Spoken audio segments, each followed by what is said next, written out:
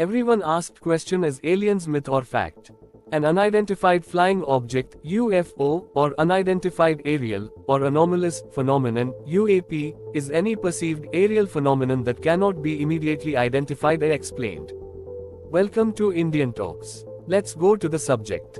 Upon investigation, most UFOs are identified as known objects or atmospheric phenomena, while a small number remain unexplained. While unusual sightings have been reported in the sky throughout history, UFOs became culturally prominent after World War II, escalating during the space age.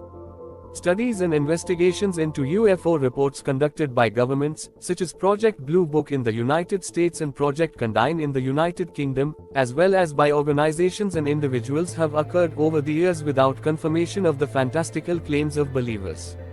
The US government currently has two entities dedicated to UAP, or UFO, data collection and analysis: NASA's UAP Independent Study Team and the All-Domain Anomaly Resolution Office. Scientists and skeptic organizations such as the Committee for Skeptical Inquiry have provided prosaic explanations for UFOs, namely that they are caused by natural phenomena, human technology, delusions, and hoaxes.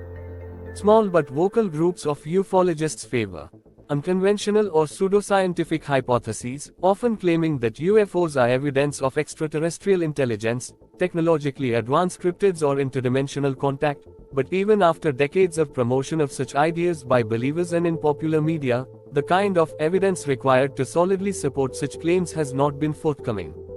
Beliefs surrounding UFOs have inspired parts of new religions, even as social scientists have identified the ongoing interest and storytelling surrounding UFOs as a modern example of folklore and mythology understandable with psychosocial explanations. People have always observed the sky and have sometimes seen what, to some, appeared to be unusual sights, including phenomena as varied as comets, bright meteors, one or more of the 5 planets that can be readily seen with the naked eye, planetary conjunctions, and atmospheric optical phenomena such as parhelia and lenticular clouds.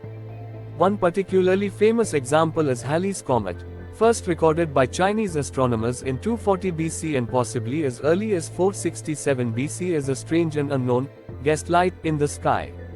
As a bright comet that visits the inner solar system every 76 years, it was often identified as a unique isolated event in ancient historical documents whose authors were unaware that it was a repeating phenomenon. Such accounts in history often were treated as supernatural portents, angels, or other religious omens. While UFO enthusiasts have sometimes commented on the narrative similarities between certain religious symbols in medieval paintings and UFO reports, the canonical and symbolic character of such images is documented by art historian work.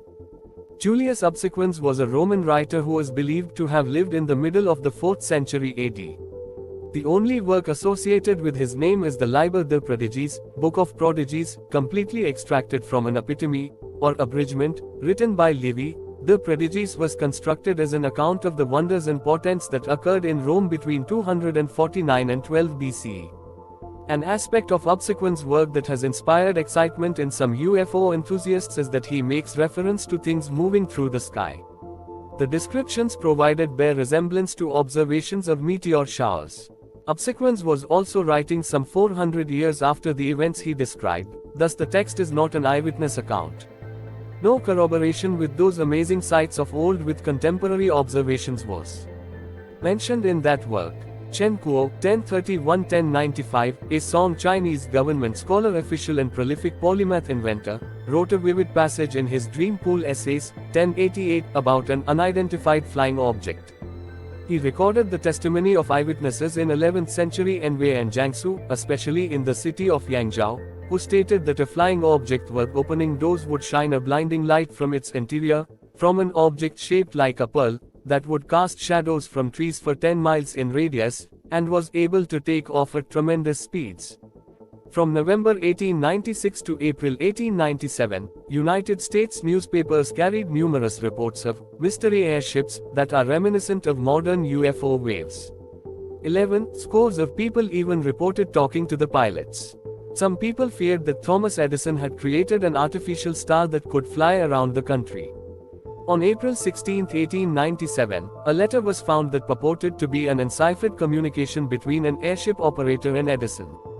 1912, when asked his opinion of such reports, Edison said, "You can take it from me that it is a pure fake." The coverage of Edison's denial marked the end of major newspaper coverage of the airships in this period. In 1950, three influential books were published: Donald Kehoe's The Flying Saucers Are Real, Frank Scully's Behind the Flying Saucers, and Gerald Hurd's The Riddle of the Flying Saucers. Each guilelessly proposed that the extraterrestrial UFO hypothesis was the correct explanation and that the visits were in response to detonations of atomic weapons. These books also introduced Americans to, as Eghanian puts it, the crusading whistleblower dedicated to breaking the silence over the alien origins of unidentified flying objects. 18. In addition, UFO enthusiasts in the early 1950s started to organize local, saucer clubs, modeled after science fiction fan clubs of the 1930s and 1940s. Within a decade, some had grown to national and international prominence. 18. The cultural phenomenon showed up within some intellectual works such as the 1959 publication of Flying Saucers, a modern myth of things seen in the sky by Carl Jung, a Swiss psychiatrist and psychoanalyst who founded analytical psychology. Full documentary version will be in next episode of UFO. If you like this video, like, subscribe, share. Comment your opinion.